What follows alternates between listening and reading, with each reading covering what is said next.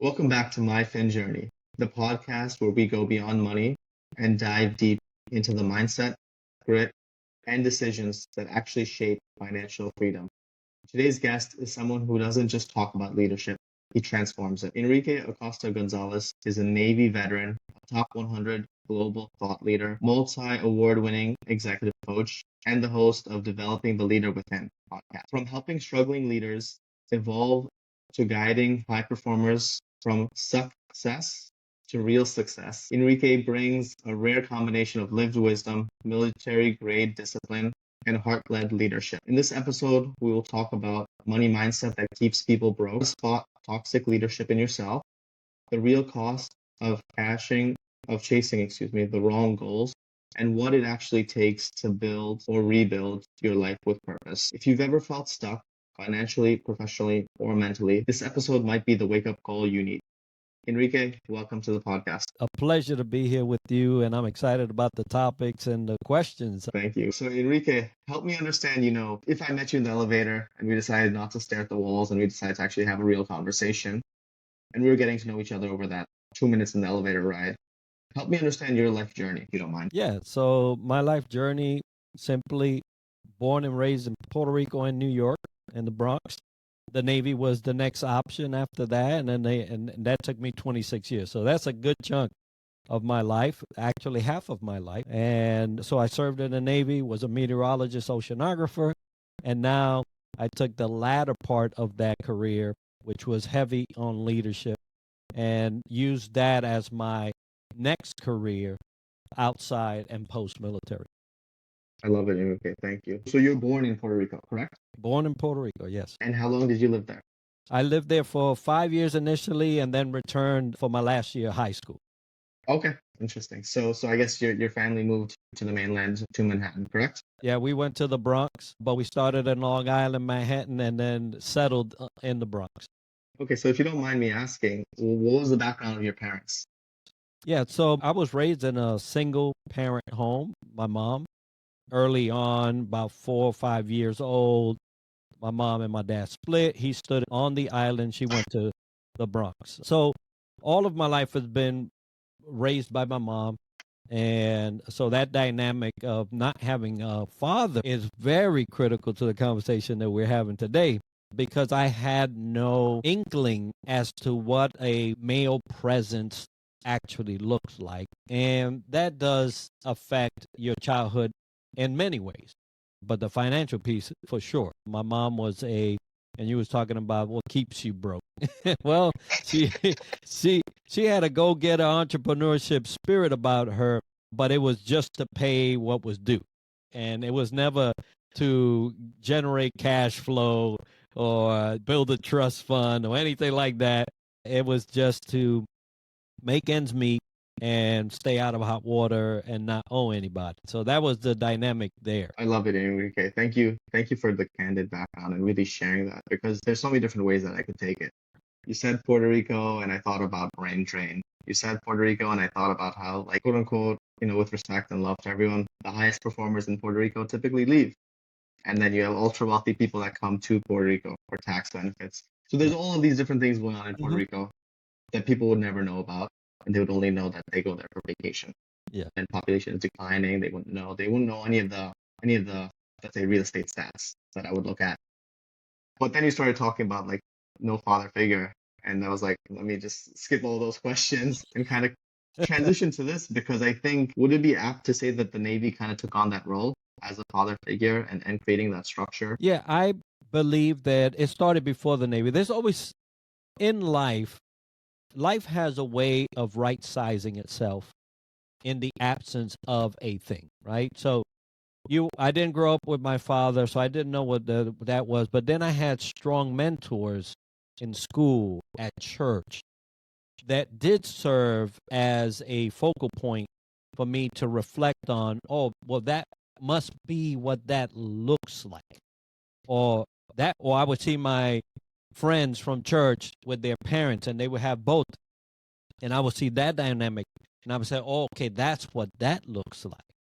And so in the absence of an actual figure at home, I did have great examples outside in other activities that I was able to glean from and say, okay, well, at least I know what that looks like. Yes, the Navy, though, became everything. It becomes everything, right? That's by design, right? When what we call a RDC or a company commander tells you, I'm your mama now, they really mean it, right? They aim to void you of any influence that you had before in order to get you at a ground level and build you up. So that's by design. So yeah, I have many mother figures and father figures in the military for sure. I love it, Enrique. I love it because I think you said something that is quite deep. So I just want to take a step back and repeat it for the benefit of the listener. Life has a way of right sizing itself. The idea being that if you have some kind of setback, there's something else that you're going to have as a strength and it'll balance everything out.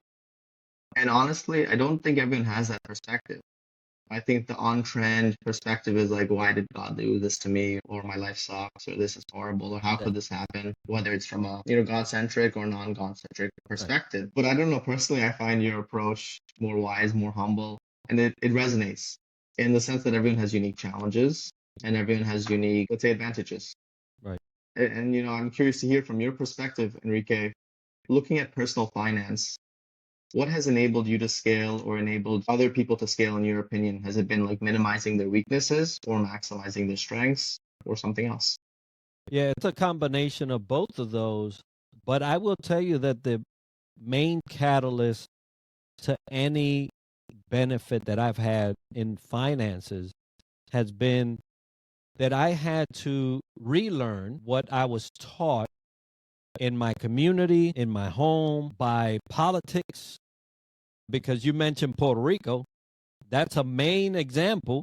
Puerto Rico as an island, when we went from one hand to the other, right? We went from Spanish rule to American rule, has never ceased to be a place of withdrawal and no investment. And that's a hard pill to swallow, even me saying it, because I see and I feel how much advantage has been taken from this little 30 by 100.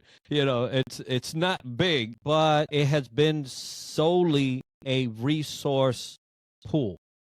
That's it. And so any investment into the island has only been because there's and so the common day-to-day person does not experience that. They see lack, and it has been like that forever, right? So when you see lack continuously, you live lack.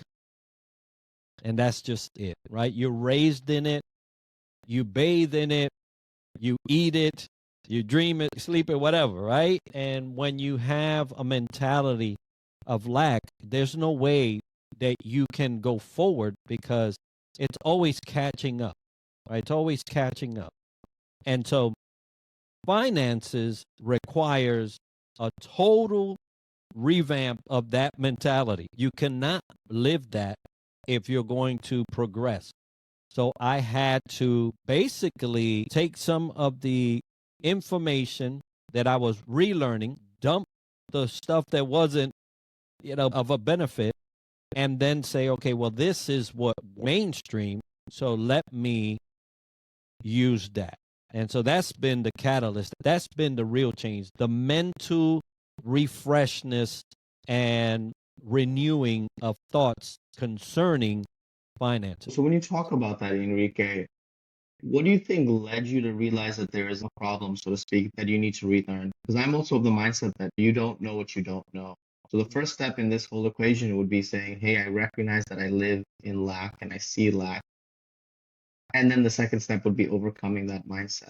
So help me understand how you came to that first conclusion. Yeah. So I spoke to a gentleman not so long ago, and I told him, I said, if you want to speak finances to a particular demographic and you're not part of that demographic, you're going to have a hard challenge. But bring somebody from that community in and let them speak about what these changes of mind have done for them. It'll be easier for them to say, that's possible when they see someone that looks like them, feels like them, come to speak. And so the reason why I said that is that it didn't dawn on me until I saw somebody like me actually make something of themselves financially. And I started, you get inquisitive. You're like, how did you do that? You had the same, yeah. And then they start to share, you start to listen, things make sense. You see the proof, because I'm also one of, hey, show me. If you're saying this, then, and the other, show me. And so I've taken that model as I learned it, and that's what I apply now. I not only speak to people in my community, I actually show them, here, look, this where I started, this is where I'm at, and you can see the in-betweens. I didn't make this up. This is not a fairy tale. This is economics. This is financial literacy. This is what works. And if you want the same results, even though you look like me and you sound like me, you can get them if you want. I love that. So help me, Enrique, if you don't mind, help me draw a bridge between this and I guess how most people approach success. I mean, you talk about it as more success, Right. Success that feels empty. So help me understand, as people are chasing success, what are the invisible costs and how are people chasing success in the wrong way? You don't realize cost until you actually get the bill, right? So the reason why people stay in success, as I like to say, is because it still has a feel of moving forward.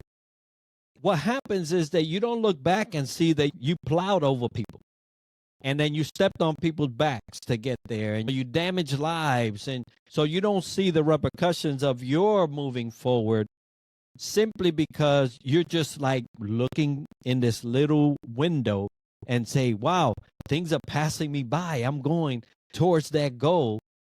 And so until you get slapped with the bill, which basically is until somebody makes you aware, right? Until you come to an awareness that although the scenery is seemingly passing by, you're literally not moving. You're not moving.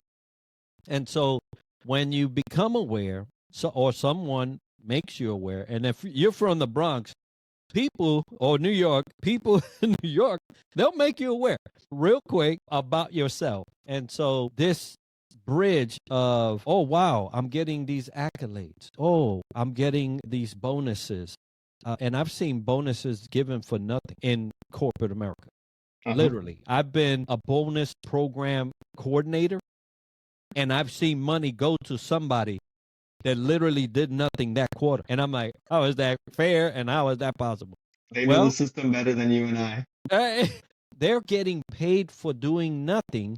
They're getting prizes and awards for doing nothing. And so they see no need to change. There is no need to change until somebody makes you aware. So awareness is the first key to bridging the gap between success and success. I love that, Enrique. And I love the fact that you said people in New York will make you aware real quick.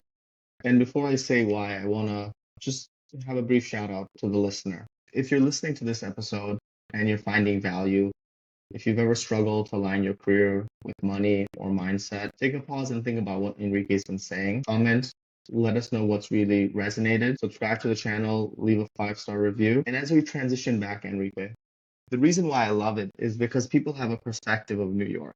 And I'm from New Jersey, North Jersey specifically. Like there's, different mentalities all across New Jersey. And New Jersey is probably one of the smaller states in the country. But fundamentally, people view New York as like a very hustle environment. People are too busy, people are rude. And that's maybe the negative publicity. But it feels like the positive publicity or the positive feedback or the way it all balances out, like you mentioned earlier, is to say that in New York, you know where you stand. Mm-hmm. If you're a nice guy getting trampled on, you kind of know you're a nice guy. If you're a mean guy trampling on people, somebody will tell you you're not fun to work with, and you'll know where you stand. And that feedback, which you don't always get when people are being respectful or diplomatic or politically correct, that feedback is really helpful. So Enrique, I want to kind of understand, as you've been in those different communities, as you've been, nurturing people, helping them, mentoring them, and as you've been like looking at the financial literacy piece of that, what do you think has been the most challenging thing for somebody making less than 100K. That they've grown comfortable in that position. When Yeah, Uh-huh. well, I've said this, and I said this a couple of weeks ago. Salary is what a corporation gives you to forget about your dreams. Yeah. And what I would say is, Enrique, if you told me people under 100K are living comfortably, I would struggle to understand how they're surviving. How are they married?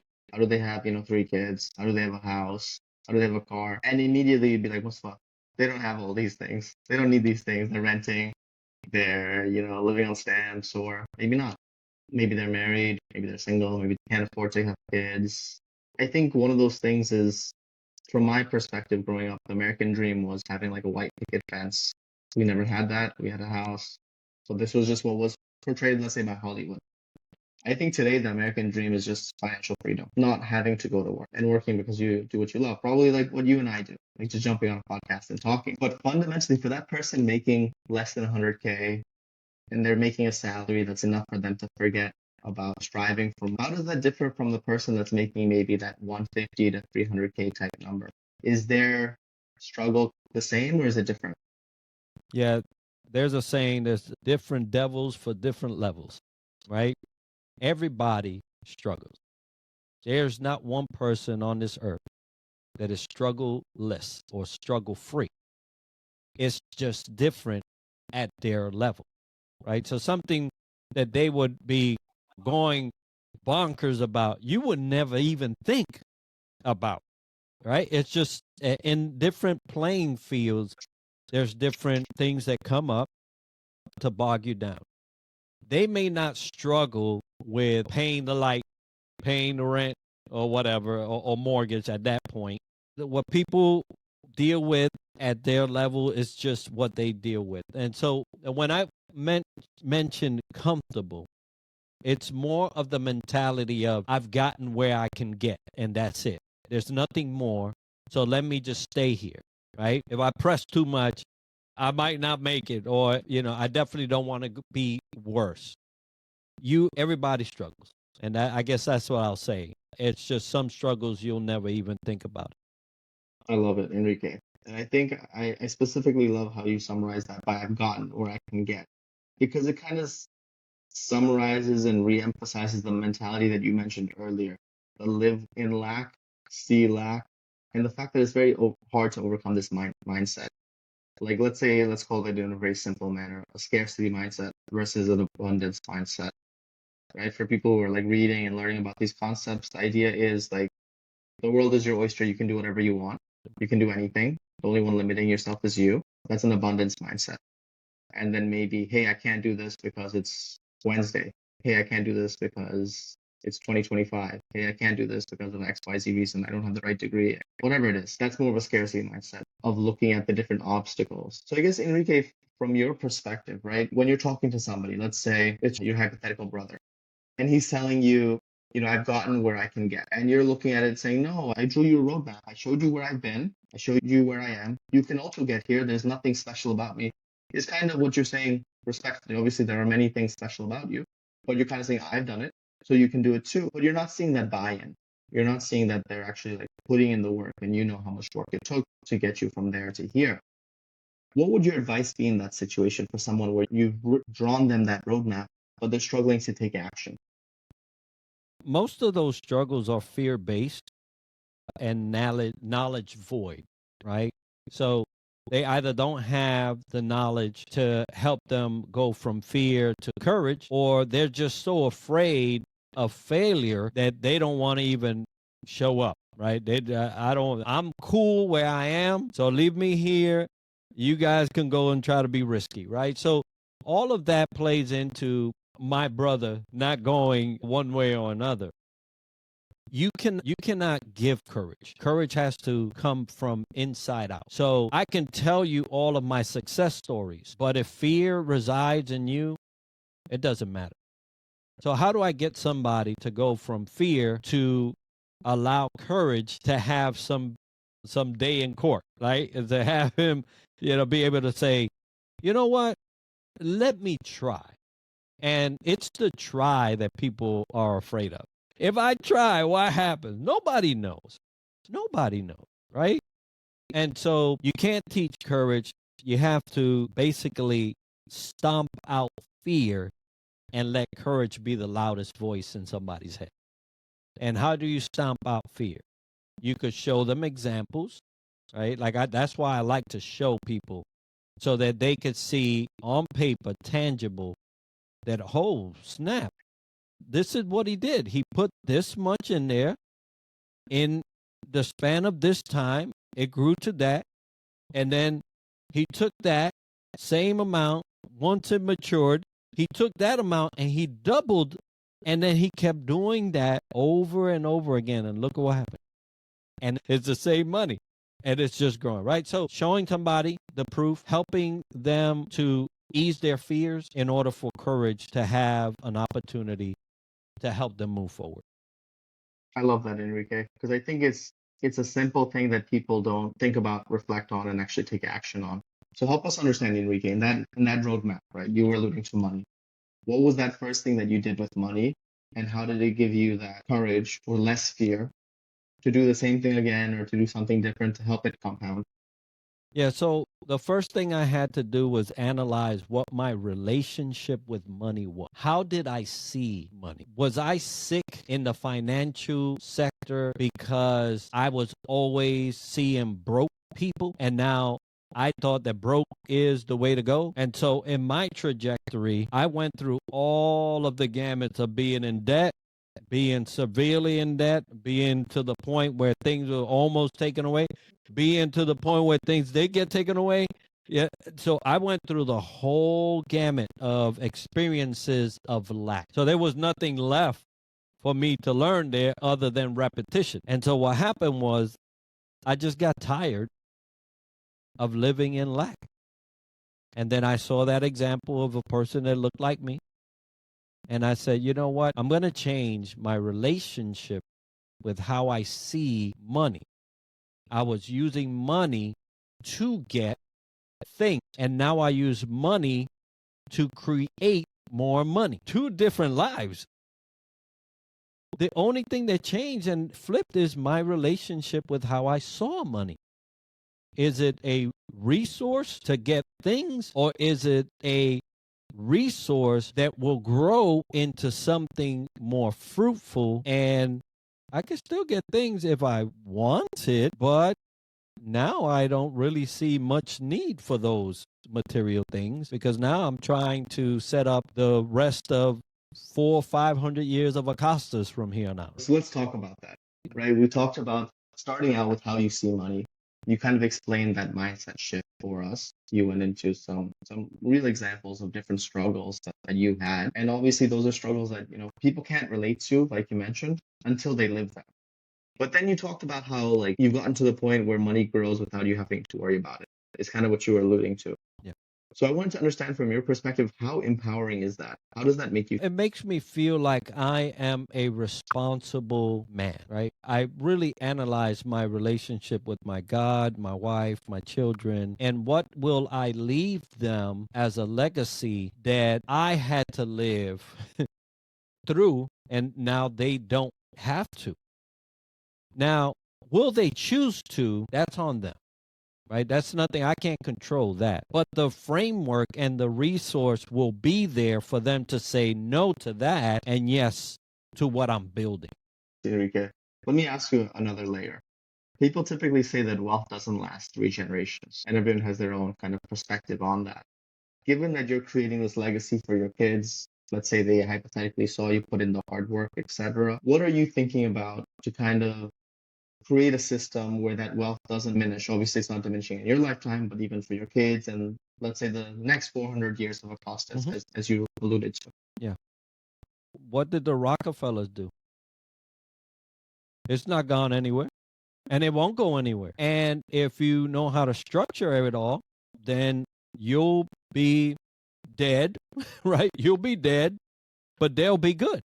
And part of it is who's structuring it. The person doing the mental wash, the structuring has to be solid.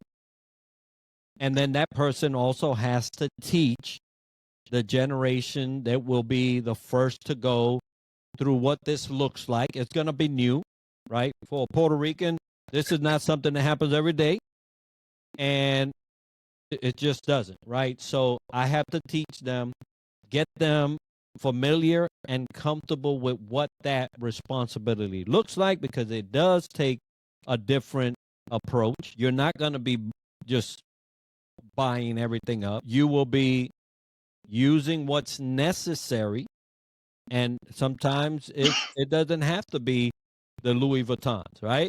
It could be the Kmart. Well, I say Kmart, but the Walmart special, right? Kmart's gone now, but the Walmart special, just because, you know what, they're shoes, because they're shoes. And Yeah, so, so that whole responsibility as a man is what makes me happy that I am doing, because when I leave, then I will say, at least I will be able to say, the structure is there. And even if some knucklehead comes up and tries to play the system, they won't be able to, because the structure is there. And that's the most important piece. I love it, Enrique. And I think I just want to double down. I want to double tap. I want to zoom in a little bit to what you said. So if you're somebody listening to this making over 150K a year, if you're somebody who's, let's say, has a lot of money in theory and wants to really create that structure that Enrique is referring to, kind of like the Rockefellers, what he's really talking about is having a trust. He's talking about having life insurance. He's talking about structuring it the right way. And in my humble opinion, what he's not talking about is the amount of brain damage it takes to do this the right way. In the sense that he nicely said you have to have the right person that's solid. What he's not telling you, from my perspective, not intentionally, but what he's not saying is that a lot of these financial products are built to be confusing. So you want to have somebody who knows what they're doing. You want to go to them with specific asks of what you want to do. And you want to ask them questions to really understand the product, because the product is built to be confusing. And in that confusion, people selling the product make a lot of money.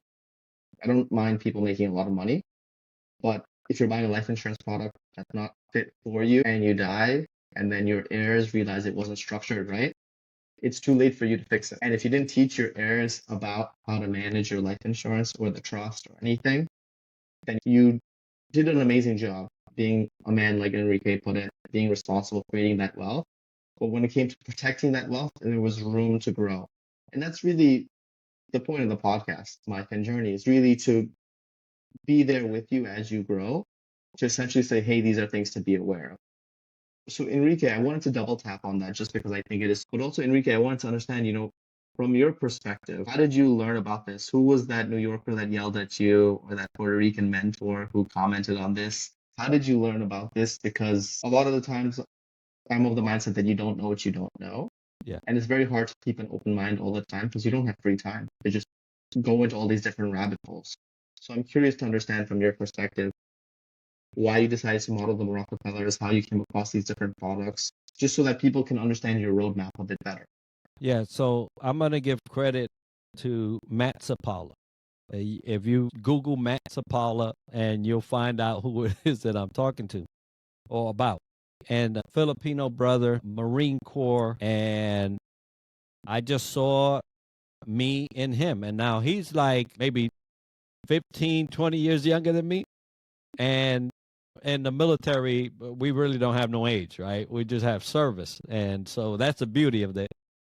And I was watching Matt, and I said, wow, that is pretty cool how he went from being a single parent, kids, and trying to make things work, and living the struggling minority life, right? And now he's a multi-millionaire and is showing people left and right how to do it. And so, Matt did that. It's one of those examples that he's living it. And that's what made the impact on me to say, I need to really consider how I'm leaving everything I have to my kids. And are they even ready to be from one day to the next, right? Because you die and then it starts. Are they even ready to join me at my level of life? I'll tell you, the majority of them are not, right? And so that was also a sobering question that I had to answer for myself. You could leave whatever, and you maybe did a good job, But if you didn't do a great job, it's going to go away fast, or it could really hurt your family when you leave, right? I love that, Enrique. Very, very powerful. Now, Enrique, help us understand. Today, you've built up a system where you've built wealth. Wealth is building itself for you, and you don't necessarily need to actively manage it. But at the same time, you're busy with other stuff. So help us understand, what are you doing today? Who are you helping? And how are you helping them? Yeah, so today I run a leadership development company called Triad Leadership Solutions. I also host a podcast where we interview a lot of leaders from different disciplines so that people can learn how to navigate what it is called leadership. Right? It's just not a position, it's actual life. And you have to dedicate some knowledge and some effort to it for it to be effective. So those are the two things really that I'm doing, because, retiring at 45, what else you going to do? And I just didn't want to waste away. So I chose to help leaders become what they envisioned themselves being. And a lot of people was like, man, I know I could do better. I know I could be better. And they just can't do it on their own. And so that's where I come in to help them achieve what they know they can do. And Enrique, help me understand that, right? Because I'll give you my background. I went to undergrad, studied genetics, minored in religion, went to medical school, decided it wasn't the right fit for me, worked in big pharma. Day one, I was like, this is not going to work. Like, I want to help people. This is not the way I'm going to help people. And then I saw, like, people don't make enough money to survive. The numbers didn't make sense to me. But I'm like, that's the problem that I'm going to solve. And I'm going to do it by doing it myself, for myself, and then teaching other people, building out that roadmap. Similar to you, let's say. Now, in that journey, in that mindset, it's very easy to be like, those who can't do, teach. It's a subconscious thing that I think comes up in our communities and our society. I want to understand from your perspective, when you're teaching leaders, how is it that they're coming to you to realize the value of what you're teaching them? Because obviously you know the value, and you're probably not even providing it at the actual cost or value that it's worth. Right? If it's worth 100 grand, maybe you're charging 10 grand. That type of number, because education kind of attracts that mentality where typically you're not in it for the money. So help me understand, Enrique, the mindset of that entrepreneur, leader, person who's looking to grow, and why they're coming to you, if that makes sense. Yeah, so what I will tell most people is that you typically won't go to somebody to pay them to teach you something that you ought to know.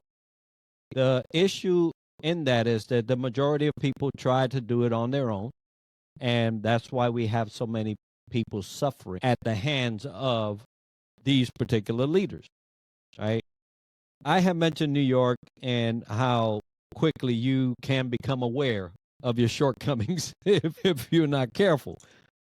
But New York, in my opinion, is a very unique place, right? The Northeast is very unique. And you'll get that kind of in your face kind of feedback from the Northeast. Then you start going around the country and it may not be like that. Where people are giving you a sandwich method, or they're speaking to you nicely, and then you think about the words they used and they were really rude to me, but it came out so nicely.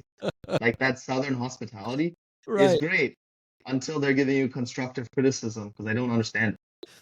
Yeah. And so based on where you may be, you'll get feedback in different ways. But there's not that much feedback if you think about it.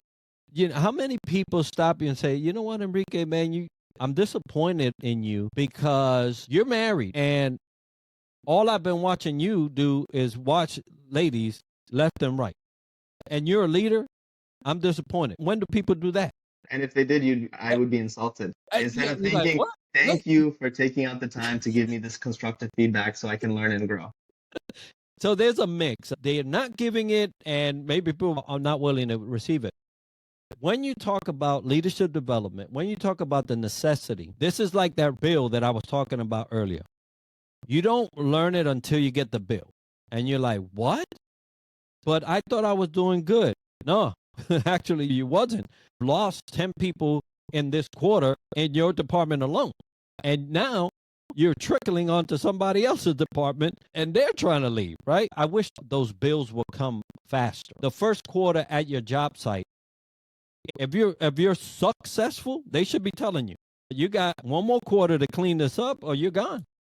And so there's a whole dynamic between relationship between corporate and not wanting to lose. And these people don't want to tell you, deep down inside that you suck at what you're doing. You know it. If they asked you questions about, my daughter, she shared this real quick. She says, hey, Dad, got a boss. Okay. And when we say we got a boss, we know what that means. I got a boss. Okay. All right. So what's up? They said no one can put in PTO for Christmas leave. And I saw on the docket that they put theirs already. And I'm like, wow, one of those bosses, huh? So I said, now that you know, what are you doing about it? I went and boom, boom. See, that's what the relationship should be when you're talking about instant feedback. Hey, you telling me I can't, but what's this? Oh, but no. You're an employee like everybody else. You may be in a leadership position, but you're getting paid like everybody here. So either you set the example as a leader or you pull that request. We're going to HR. That's it. Right. So, Yeah. but deep inside that you need it. One thing is knowing that you need it. And then there's another feeling that, man, maybe I should pay for this. And that's the hardest bridge to go over is, oh, I'm aware that I suck at leadership. Now I need to pay for it. And I feel like it's also a subtle dance between like leaders and the people that report to them. In the sense that maybe, like you touched on it before, like maybe if you're a minority, you might view it as like, oh, hey, how can I talk to my boss about this like this? Oh, yeah. It's way too much. Or maybe you're like, don't enjoy confrontation, which I don't think most people enjoy confrontation. Yeah. Or maybe you look at it like, hey, he's in that higher role, so maybe the rules are different for him. And then you look at it, oh, I have to pay my dues. I would, today on this podcast talking to you, I would call them excuses. But the other perspective is like rationales and reasons. And either way, I think it's just to say that if you adopt the mindset and mentality that most leaders could use leadership training and that there's room for development, then there's also room for conversation to say, hey, you've asked one thing and you're doing the exact opposite. There's a bit of discontinuity here. Can we talk about it? Yeah, and I love that because I'm actually in business because those tough conversations are not happening. Right. As an employee, I would not have that conversation with my boss. So especially early on, especially like that first 10 years of working in corporate America. You said 10 years. I was thinking first month. But my minority is different than yours, Enrique. That's what it is. Well, I tell you, so it's funny because as you are growing as a leader and you're developing real good skills and attributes that will help you propel as a good leader. And what does that mean? That means you left a legacy enough for others to follow and they actually surpassed you. You left and they moved up. Yeah, that's the kind of leaders that we need. So when you're looking at that whole dynamic between the nuances of work, hey, upbringings have a lot to do with it. Most Hispanics won't. Yeah, I'm here to work, bro. And we're not looking to rock the boat. Nope. I need a paycheck. I need to go home. But as you grow, you start saying, hold up, regardless of my background, that's wrong. And so how could you call yourself a leader if you are misguiding us? If you're taking advantage of us? You put your leave in before anybody, and then you're going to come back and say, nobody put their leave in. Oh, you must think we're blind. You must think we're blind. And so you develop and you say, and then you do have this, what we call unction, this almost eating at you type of desire to say, there's no way that I could know this is happening and me not say anything about it. It would be irresponsible of me to allow this to continue regardless of whether you keep me or not. Today, we're going to put an end to that. And you may get fired, right? Obviously, you need to be willing to, what they call die on your sword for the sake of getting that thing right. But guess what? I remember I alluded to this in the beginning. Life has a way of right sizing itself. And so you may lose that, but somebody may take notice and say, you know what? You may be gone from here, but I called so and so that needs somebody just like you. So go talk to them, and you'll be all right. And stuff like that happens all the time. I love it, Enrique, how you made it full circle. Because I think for that employee who's leaving, who has that exit interview to open a can of worms to HR and say, this is all the issues and this is why I'm leaving, it's high risk, I would say, in my limited experience, because you're not in the company to necessarily benefit. It can reflect poorly on your personality and on your character, because people in that environment will protect their own. You're probably a lower rung versus who you're complaining about or giving feedback about. HR is going to protect that person because that's what HR's job is actually to do. And you're just trying to give feedback that's hard to hear and hard to say to help the organization that you're nicely leaving for another organization that in theory will treat you better. But I like how you brought it full circle to say why you should still do that, not only because it's the right thing to do from like a moral perspective and from the mindset of just being the best you can be, but it's just to say like we live in a world of abundance. If people know your personality and how like honorable and genuine you are, then you'll get the right type of opportunities to work with more genuine people, which is what I think everyone is looking for. Enrique, this has been a great conversation. Like we said, leadership isn't just about titles or teams. It really starts with how you lead yourself. It can be tough to be introspective. It can be tough to take constructive criticism and feedback in a positive manner. But I think this conversation today with you, Enrique, really reminds us that all of these conversations and real wealth in general is built with clarity, courage, and consistency, not overnight, but over time. If you, like me, have been enjoying the conversation with Enrique, please tell us what's the most efficient way to get in contact with you if we are a leader that is looking to invest in ourselves. The best way would be on LinkedIn, and in my contact info, you can find everything that you need there. Okay, perfect. So what we'll do is we'll include that in the show notes. If this episode made you pause, reflect, or rethink your next move, don't just keep it in your head. Share it, comment it, apply it. Start building that life that you know you're capable of living. Consider leaving a 5-star review and sharing this episode with a friend so that they can help on their journey. Until next time, stay intentional, stay disciplined, and keep walking your financial journey forward.